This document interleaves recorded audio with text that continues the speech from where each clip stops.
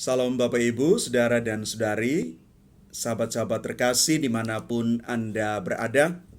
Selamat hari Minggu untuk kita sekalian. Hari ini kita masuk hari Minggu biasa yang ke-26. Dan permenungan kita hari ini diambil dari Injil Matius, bab 21, ayat 28 sampai dengan 32. Tetapi apakah pendapatmu tentang ini? Seorang mempunyai 2 anak laki-laki. Ia pergi kepada anak yang sulung dan berkata, "Anakku, pergi dan bekerjalah hari ini dalam kebun anggur." Jawab anak itu, "Baik, Bapa." Tetapi ia tidak pergi. Lalu orang itu pergi kepada anak yang kedua dan berkata demikian juga. Dan anak itu menjawab, "Aku tidak mau." Tetapi kemudian ia menyesal lalu pergi juga. Siapakah di antara kedua orang itu yang melakukan kehendak ayahnya? Jawab mereka, "Yang terakhir." Kata Yesus kepada mereka, "Aku berkata kepadamu, sesungguhnya pemungut-pemungut cukai dan perempuan-perempuan sundal akan mendahului kamu masuk ke dalam kerajaan Allah. Sebab Yohanes datang untuk menunjukkan jalan kebenaran kepadamu, dan kamu tidak percaya kepadanya. Tetapi pemungut-pemungut cukai dan perempuan-perempuan sundal percaya kepadanya.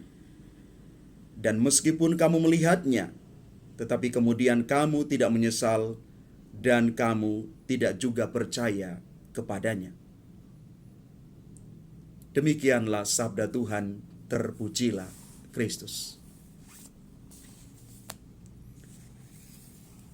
Bapak, Ibu, Saudara, dan Saudari yang terkasih, dari bacaan Injil hari ini, di antara 2 orang anak yang diceritakan di dalam Injil, terdapat perbedaan yang mencolok. Bukan soal si anak sulung mendapat perintah pertama dan menyusul anak kedua, melainkan lebih mendasar dari itu. Kedua anak itu memiliki kesamaan hal ketidakjujuran, dan karena itu sama-sama bersalah terhadap ayah mereka.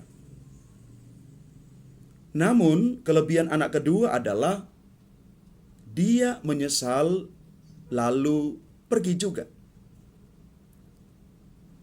Di sini Yesus mau menekankan bahwa dosa, salah, dan keliru itu merupakan gejala universal bagi manusia. Manusia adalah makhluk berdosa. Namun, gejala universal itu tidak membenarkan manusia untuk tetap tinggal dalam kedosaan dan kesalahannya. Yang benar adalah menyesal sesudah berbuat dosa. Yang baik adalah bertobat sesudah bersalah. Dan yang tepat ialah berubah sesudah keliru.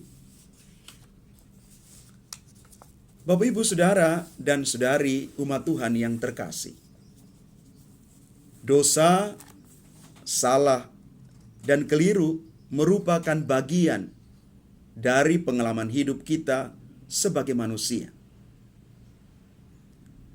Semua dosa dan kesalahan itu biasanya melekat erat dengan peran atau panggilan kita. Namun, lebih penting dari itu adalah kita harus segera mengambil sikap sesal dan tobat untuk membangun diri dan hidup. Kita memerlukan perubahan dan pertobatan. Karena itu, Karl Popper menyatakan bahwa manusia itu bersifat salah. Dan di atas kesalahan dan kekeliruanlah hidup kita bisa berubah. Maka kalau kita merenungkan bacaan Injil hari ini, kita mau mengambil makna di balik perjalanan rohani kita, terlebih mengambil sikap tobat dan transformasi diri serta hidup.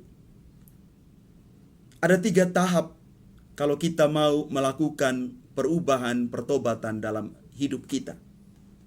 Yang pertama, kita belajar untuk mendengarkan suara Tuhan lewat sabda juga sakramen yang kita rayakan. Sabda Tuhan bisa mengubah kita asal kita menajamkan indera pendengaran kita.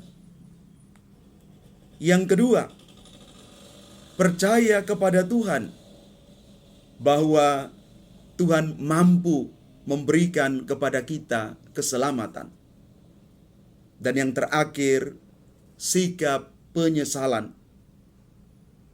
Karena dosa membuat kita terluka, oleh karena itu kita memerlukan pertobatan dan pemulihan supaya kita mengalami kesembuhan. Pertobatan dan transformasi hidup dan diri membuat hidup dan diri kita semakin berkualitas dan bermartabat.